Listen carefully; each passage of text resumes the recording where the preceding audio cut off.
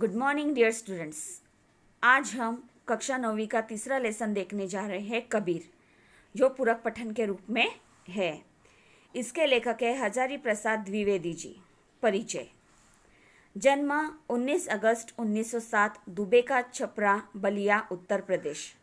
मृत्यु 19 मई 1979 उत्तर प्रदेश। द्विवेदी जी हिंदी के शीर्षस्थ साहित्यकारों में से एक है। आप उच्च कोटि के निबंधकार, उपन्यासकार, आलोचक, चिंतक एवं शोधकर्ता है। प्रमुख कृतियाँ अभी क्या क्या इन्होंने लिखा है। अशोक के फूल, कल्पना निबंध, बाणभट्ट की आत्मकथा, चारु चंद्रलेख, पुनर्नवा उपन्यास, कबीर, हिंदी साहित्य की भूमिका, मेघदूत, एक पुरानी कहानी आदि। आलोचना और साहित्य इतिहास, गद्य संबंधी, ये जो हमें पूरक पठन दिया गया है उससे रिलेटेड। तो बच्चों, ये कबीर जो है उसकी विधा है आलोचना। किसी विषय वस्तु के लक्ष्य को ध्यान में रखते हुए उसके गुणदोष एवं उपयुक्तता का विवेचन करने वाली विधा आलोचना होती है। आलोचना यानी क्या, यह हमें यहाँ पर समझाया गया है। प्रस्तुत पाठ में द्विवेदी जी ने संत कबीर के व्यक्तित्व, उनके उपदेश, उनकी साधना, उनके स्वभाव के विभिन्न गुणों को बड़े ही रोचक ढंग से स्पष्ट किया है। तो बच्चों, अनेक संत हमारे यहाँ पर होकर गए हैं। उन संतों में अनेक प्रसिद्ध संत हैं, उनमें से जो है वो कबीर जी है। कबीर जी जो है वो उन्होंने भी ईश्वर से प्रेम किया है, परंतु वो निर्गुण ईश्वर में श्रद्धा रखने वाले थे। कबीर जी का ऐसा कहना था बच्चों कि हर एक व्यक्ति में भगवान बसे हुए हैं। उन्होंने ऐसे कहा है कि भगवान कहते हैं कि मैं कैसे हूँ, हर एक व्यक्ति में बसा हुआ हूँ। जो कबीर जी के दोहे हैं वो दोहे बहुत ही सुंदर है और हमारे जीवन को दर्शाने वाले हैं। कबीर जी ने समाज में जो अंधश्रद्धा थी, बुराइयां थी, उन पर उन्होंने प्रहार किया है। कई बार उनके दोहों से उन्होंने क्या किया है, हमें समझ देने का प्रयत्न किया है। फॉर एग्जाम्पल, उनका प्रसिद्ध दोहा जो हमने बहुत बार सुना है, कल करे सो आज कर, आज करे सो अब, पल में प्रलय होएगी, बहुरी करोगे कब।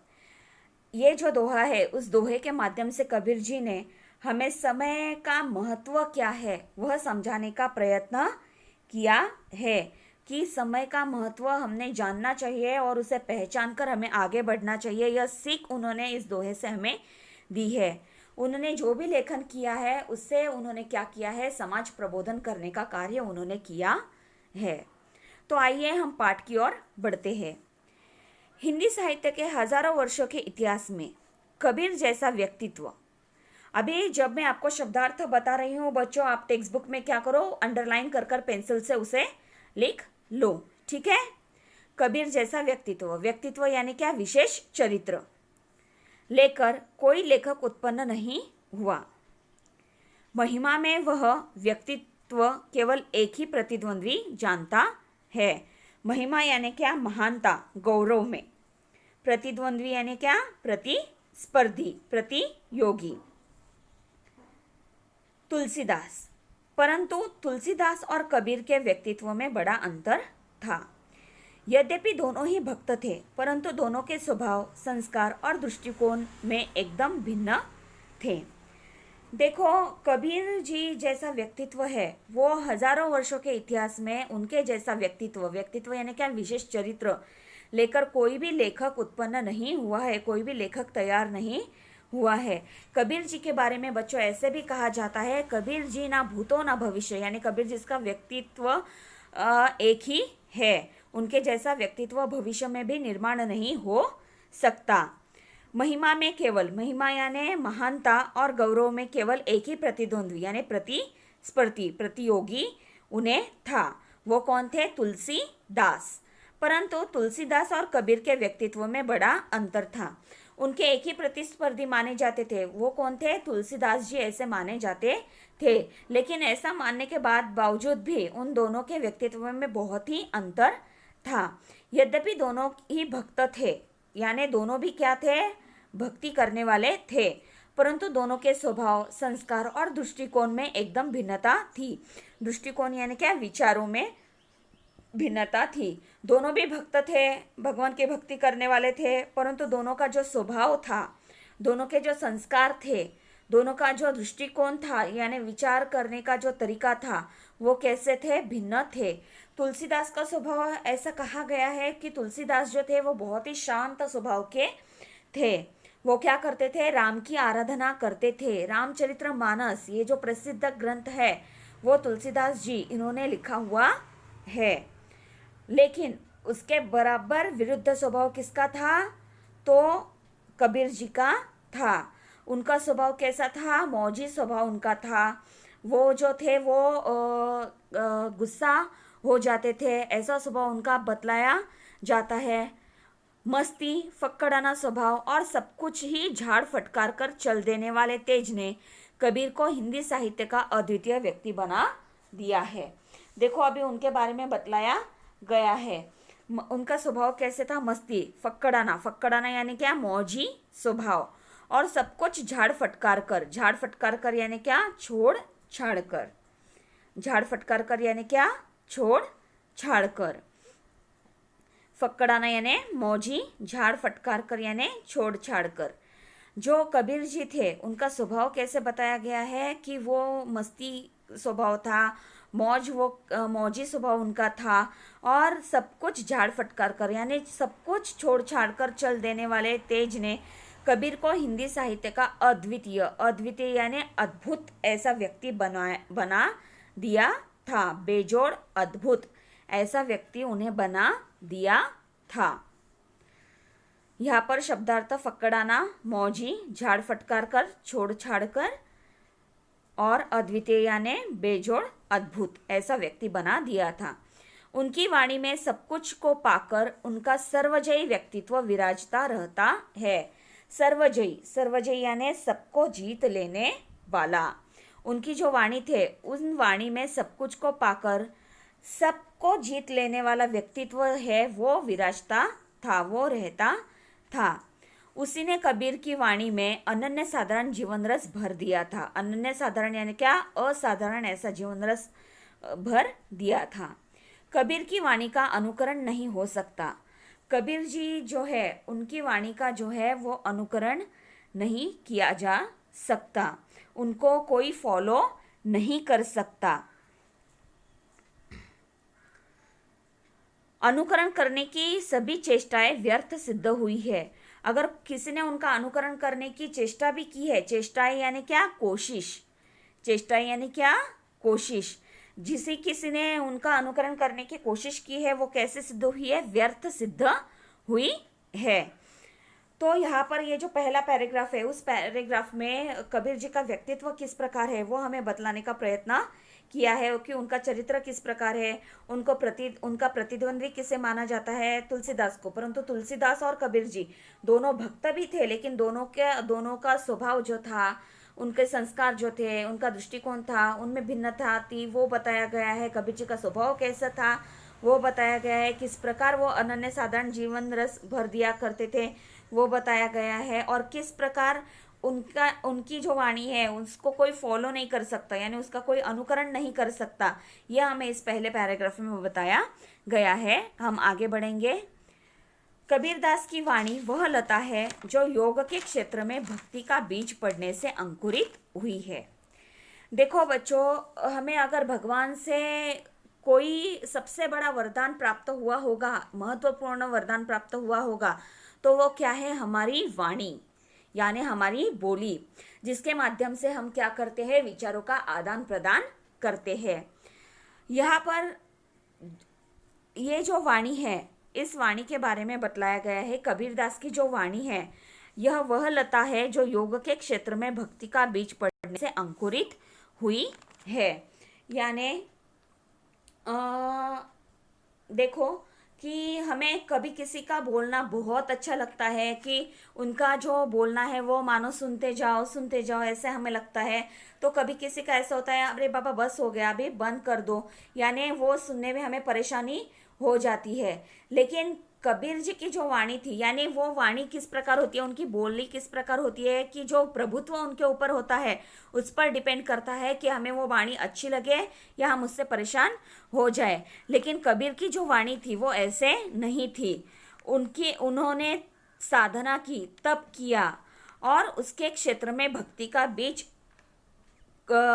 उन्होंने बोकर उनकी वाणी का निर्माण हुआ है। उनके वाणी के बारे में क्या कहा गया है, उनकी वाणी जो थी वो असाधारण ऐसी थी। उन्होंने जो कठिन साधना की थी, तप किया था और उसमें उन्होंने जो भक्ति का बीज बोया था उससे अंकुरित होकर उनकी वाणी का निर्माण हुआ था। उन दिनों उत्तर में हठ योगी और दक्षिण के भक्तों में मौलिक अंतर था। यहाँ पर अभी दो समूह बतलाए गए हैं कि कौन से हैं, उत्तर के हठ योगी और दक्षिण के भक्तों में मौलिक अंतर था। अभी हठ योगी यानी क्या, हठ युक्त साधना करने वाले या कठिन तपस्या करने वाले। हठ योगी किसे कहा जाता है, हठ युक्त साधना करने वाले या कठिन तपस्या करने वालों को क्या कहा जाता है, हठ योगी ऐसे कहा जाता है। दक्षिण के भक्तों में मौलिक अंतर था, और दक्षिण के जो भक्त थे उनमें कैसा था, मौलिक अंतर ऐसा था। एक टूट जाता था पर झुकता न था, दूसरा झुक जाता था पर टूटता न था। देखो क्या फर्क दिखाई दिया है, दोनों में क्या अंतर दिखाई दिया है कि एक टूट जाता था पर झुकना उसे मंजूर न था, दूसरा झुक जाता था पर टूटना उसे मंजूर न था। एक के लिए समाज की ऊंच नीच भावना, मजाक और आक्रमण का विषय था, दूसरे के लिए मर्यादा और स्फूर्ति यानी उत्साह का विषय था। अभी देखो कि यहाँ पर दो समूह हमें बतलाए गए हैं कि पहला है हठवादी यानी तपस्या करने वाले, और दूसरा है दक्षिण के, जो दूसरा समूह है वो दक्षिण के भक्त। ऐसे दो समूह बतलाए गए हैं। हठवादी जो थे, जो उन्हें क्या था, टूट जाएंगे पर झुकेंगे नहीं, ऐसा उनका बर्ताव था। उदाहरण, हमारे जो भारतीय सैनिक है वो दुश्मन के सामने कभी झुकते नहीं है, वो कभी उनके सामने डरते नहीं है। भले ही वो दुश्मन के घेरे में पकड़ लिए जाए, लेकिन वो क्या करते हैं, अपनी स्वाभिमानी वृत्ति जो है वो वैसे ही बरकरार रखते हैं। वो कभी भी वो क्या करते हैं, मर जाएंगे लेकिन झुकेंगे नहीं। इस प्रकार का हठवादी समूह था। तो दूसरा जो था वो झुक जाता था पर टूटता न था, यानी देखो वो क्या करता था कि दूसरी बातों को भी अहमियत देता था। फॉर एग्जाम्पल, अगर दो मित्र है, दोनों में से अगर समझो पहला वाला कह रहा है, दोनों में झगड़ा हो गया, पहला वाला कह रहा है मैं तो उससे बात नहीं करूंगा, सामने से आएगा तो ठीक वरना गया तो जाने दो, मैं उनसे बात करने वाला नहीं हूँ।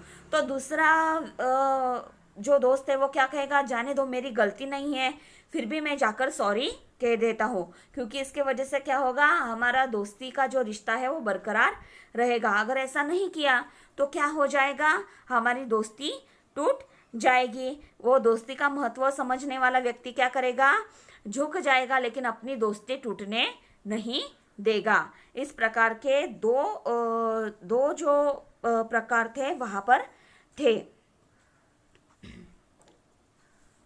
संसार में भटकते हुए जीवों को देखकर करुणा के अश्रु से वे कातर नहीं हो आते थे, बल्कि और भी कठोर होकर उसे फटकार बताते थे। कातर यानी क्या, दुखी, व्याकुल। फटकार यानी डांटना। देखो, संसार में भटकते हुए जीवों को देखकर करुणा के अश्रु से वो कातर नहीं होते थे। अभी संसार में जो आंसू बहाने वाले व्यक्ति होते हैं, जो दुखी व्यक्ति होते हैं, यानी जो हमेशा कैसे रहते हैं, दुखी होते हैं, तो ऐसे व्यक्तियों को देखकर वो बिल्कुल भी व्याकुल या दुखी नहीं होते थे। तो ऐसे व्यक्तियों को देखकर वो और भी कठोर होकर फटकार बताते थे, यानी डांट कर उन्हें कहा करते थे। यानी संसार में आंसू बहाने वाले लोगों पर उन्होंने दया नहीं की, बल्कि उनको डांट दिया। क्यों डांट दिया?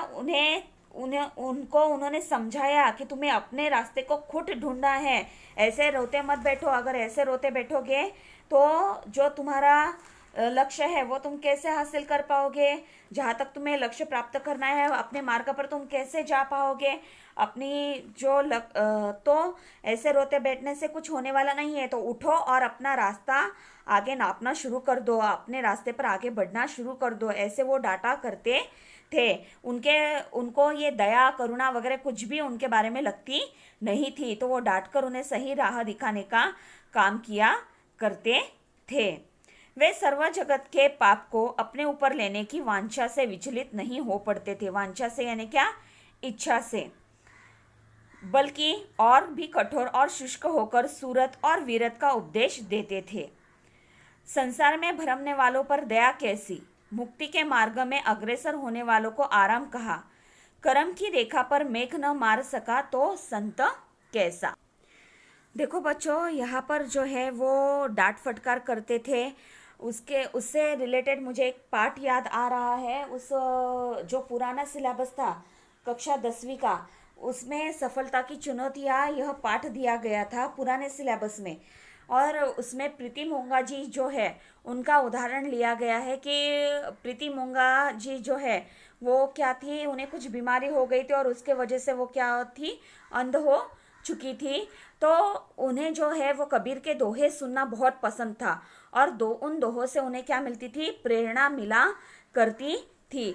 उन्होंने अपने अंधेपन पर बिल्कुल भी उन्हें जो था वो दुख नहीं था, क्योंकि उन्हें प्रेरणा किससे मिलती थी, ताकत किससे मिलती थी, कि जो कबीर के दोहे हैं उनसे ताकत मिलती थी। और उन्होंने क्या किया था कि अपने बलबूते पर सारी शिक्षाएं प्राप्त की थी और एक अच्छा स्थान उन्होंने समाज में अपना निर्माण किया था।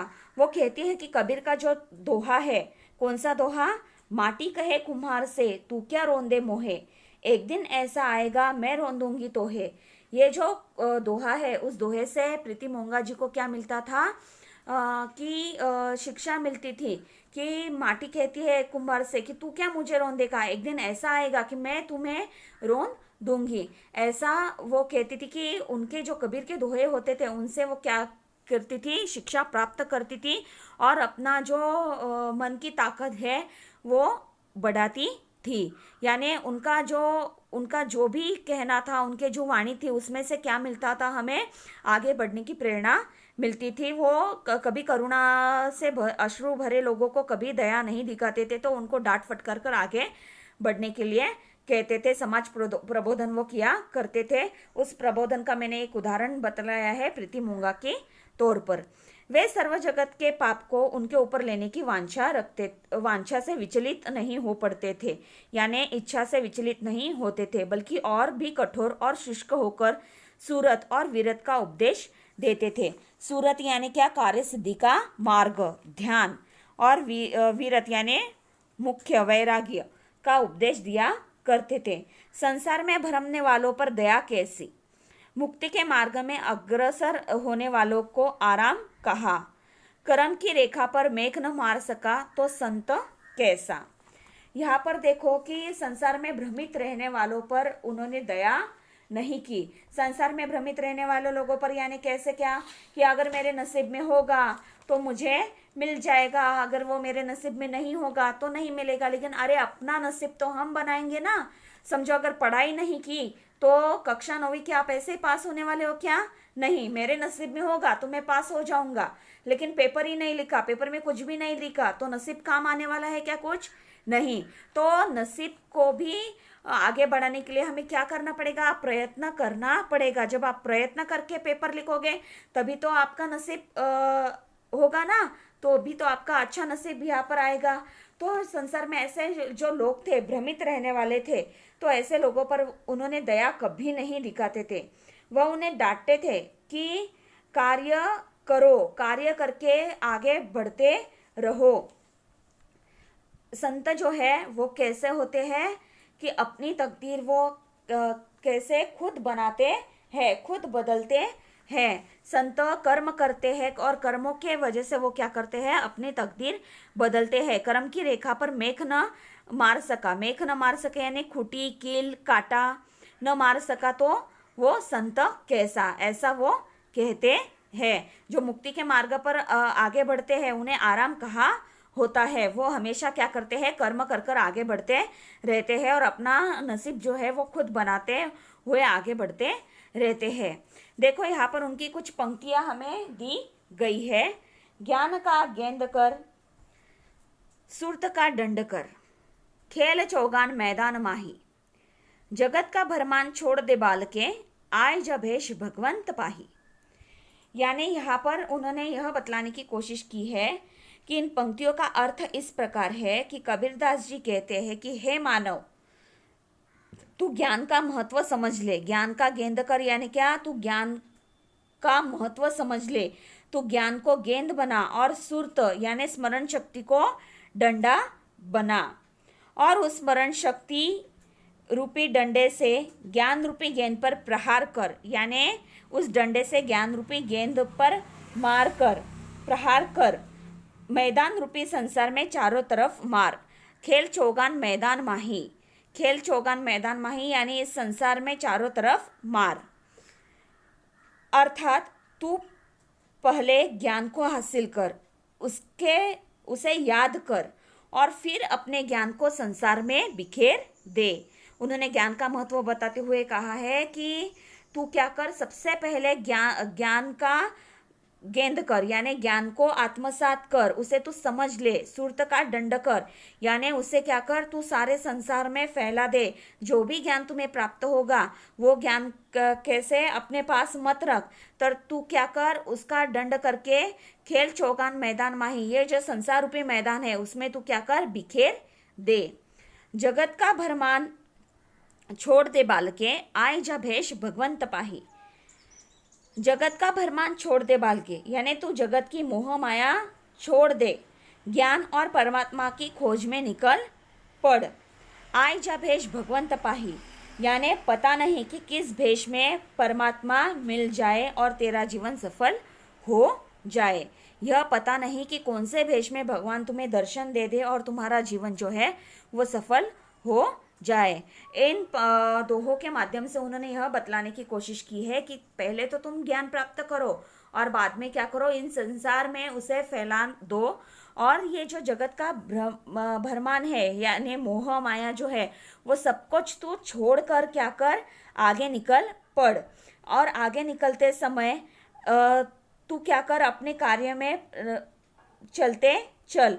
पता नहीं कि कौन से भेष में भगवान परमात्मा जो है वो तुम्हें दर्शन दे दे और तुम्हारा जीवन सफल हो जाए। हम आगे बढ़ेंगे। अक्खड़ता कबीरदास का सर्वप्रधान गुण नहीं है।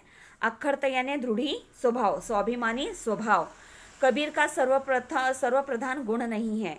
जब वे अवधूत या योगी को संबोधन करते हैं, अवधूत यानी क्या, सन्यासी, योगी यानी योग की आराधना करने वाला, योग की साधना करने वाला, उनको संबोधन करते हैं तो तब भी उनकी अक्खड़ता पूरे चढ़ाव पर होती है।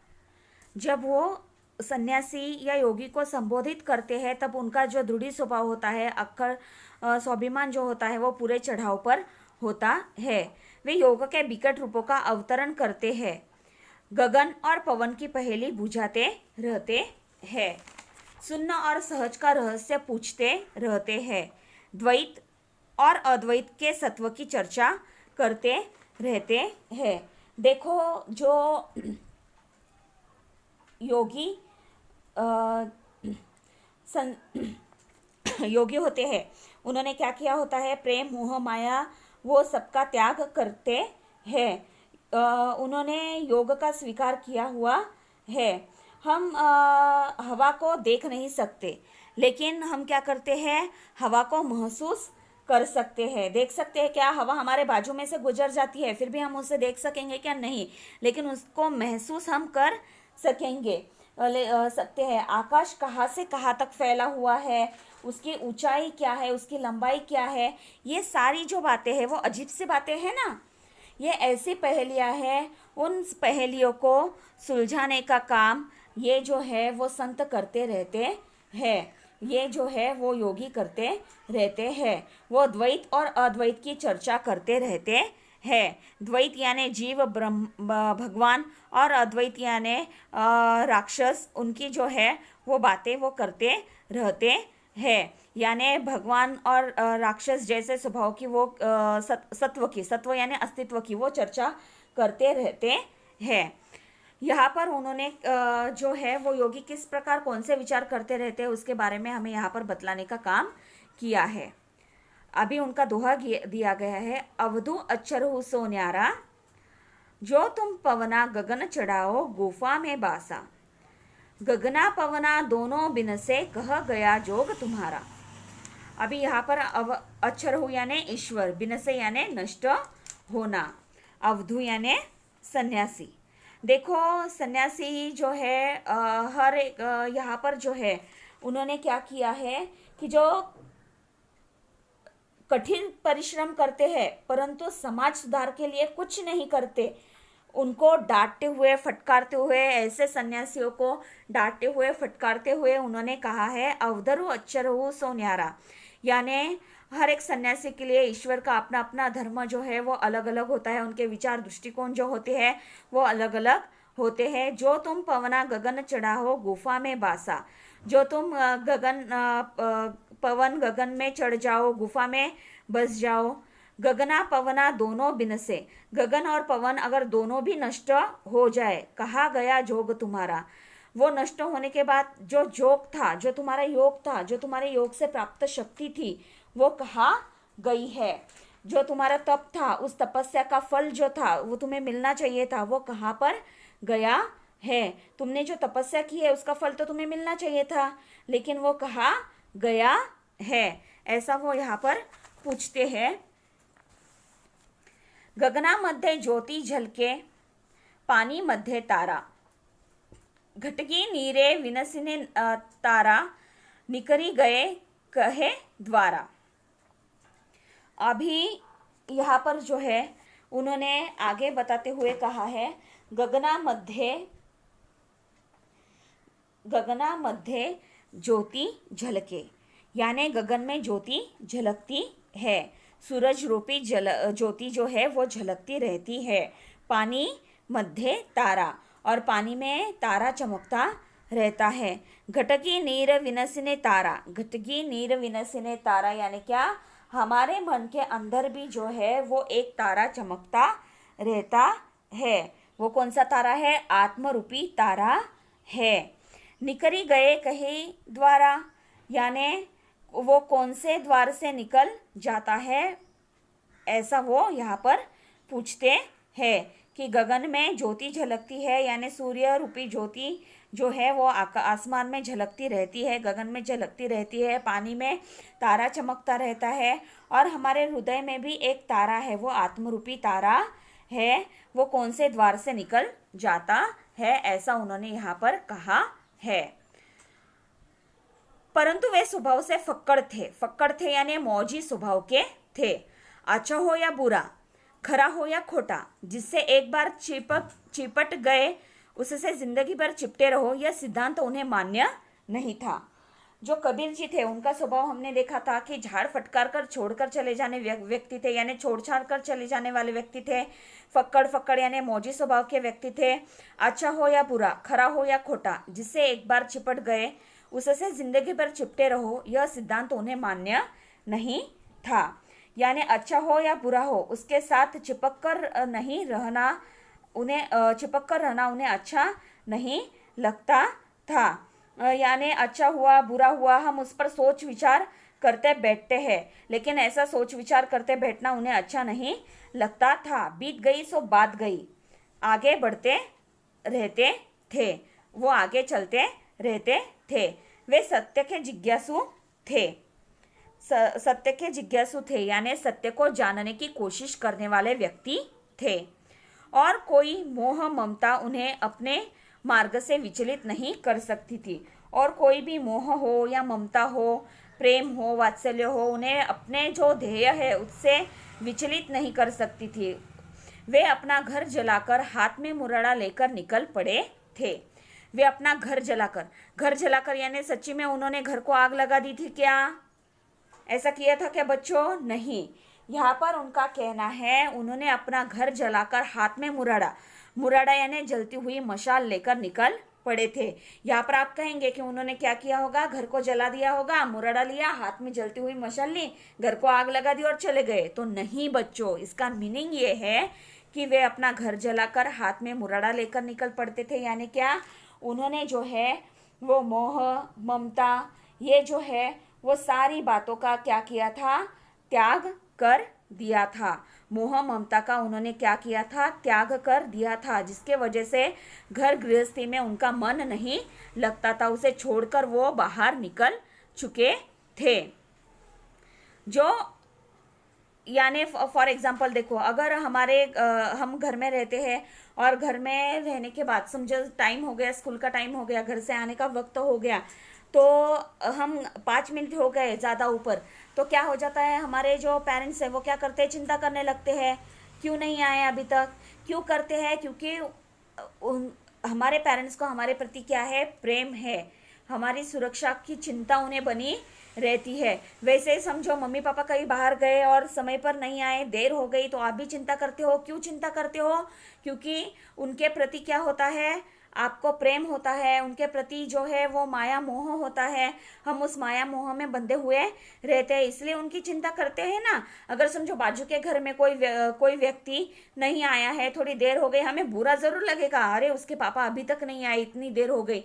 लेकिन जैसे चिंता हम अपने घर के सदस्यों के बारे में करेंगे, वैसे करेंगे क्या, तो नहीं। वो क्यों, क्योंकि उतनी मोह माया हमारी उन व्यक्तियों के प्रति नहीं है। जो मोह माया है वो उन्हें कभी भी, ये जो मोह माया है वो उन्हें कभी विचलित नहीं कर सकी, यानी कभी उनका मन हटा नहीं सकी। वे अपना घर जलाकर हाथ में मुरड़ा लेकर निकल पड़े। यानी उन्होंने क्या किया, मोह ममता इन सारे बातों का क्या किया, त्याग किया। उन्होंने क्या किया, मोह माया प्रेम इन सारे बातों का त्याग किया और वो घर से निकल पड़े। उसी को साथी बनाने को तैयार थे जो उनके हाथों अपना भी घर जलवा सके। यानी वो उन्हीं व्यक्ति को अपना साथी बनाना चाहते थे जो उनके हाथों क्या करे, अपना भी घर जलवा सके, यानी फिर से दूसरों का घर जला सके, ऐसा है क्या, नहीं।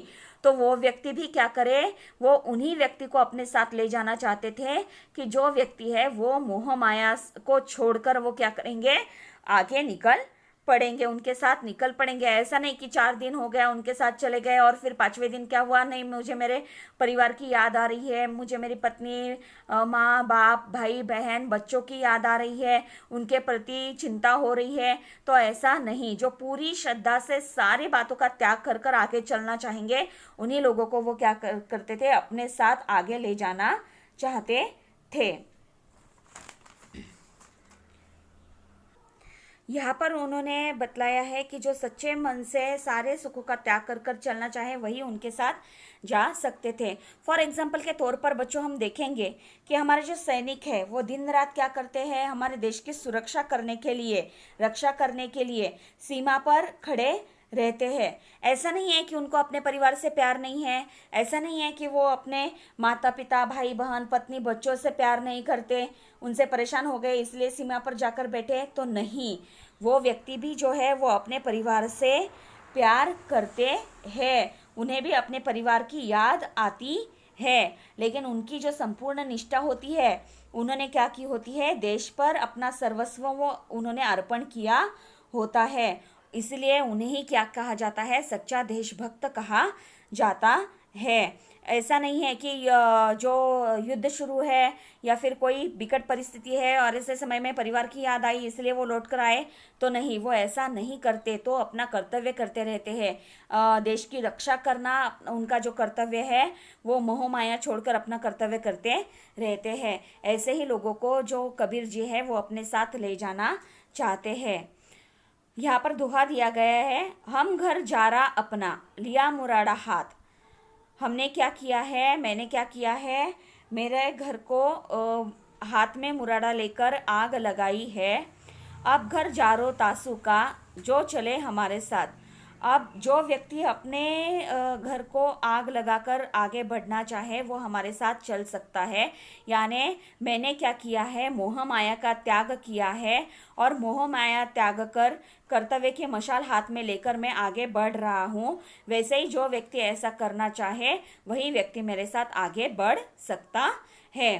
तो बच्चों, यहाँ तक हमने कबीर के दोहे देखे, इन दोहों कबीर का लेसन देखा, पूरक पठन देखा, इसमें उनके दोहे देखे, उन्होंने क्या किया, आज तक जहाँ तक पढ़ा वहाँ पे क्या बताया है कि कबीर जी का स्वभाव कैसा था, उन्होंने कैसे जो सन्यासी लोग हैं लेकिन समाज प्रबोधन नहीं करते उनको कैसे डांट फटकारा है, उन्होंने कैसे मोह माया ममता का त्याग कर कर कार्य सिद्धि की ओर आगे जाने के लिए उन्होंने कहा है, किस प्रकार का उदाहरण उन्होंने दिया है, उनके दोहे क्या थे, उसका अर्थ क्या है, यहाँ तक हमने सारी जानकारी प्राप्त कर ली है।